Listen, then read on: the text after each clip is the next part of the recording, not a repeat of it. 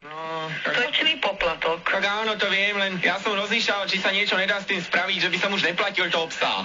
Tak nedá sa. Viete prečo? No neviem prečo. No, lebo nado mnou býva suseda Fukešová, tá má 3 morčatá, morské prasiatka, 1 fretku, dokonca ju venčí jak psa a nič neplatí. Má ešte aj leguána a chameleóna a neplatí za tieto zvery nič. Aha, tak za také zvieratá sa neplatí, ale za psa áno. Tak ale ja k tomu prídem, ja psíčkár a ona tam má tých zajacov a ona keď ich ráno vypustí a ide do roboty, ona má parkety, by ste neverili, aký dupot to robí, väčší jak pes.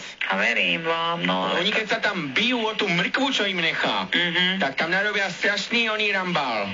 No tak vidíte, ale takéto sú zákony. Už ste čítali kde, že za zajaca, za papagája, za také domáce, toto sa neplatí, no. No vidíte, len ja mám toho psa. No, prosím vás, a keby som mal vlka, aj za toho platím? Nie, ani viete čo, niekde hore sa opýtajte, ale my za to nemôžeme, že... No, hore sa opýtam cez víkend, keď pôjdem do kostola, viete? No.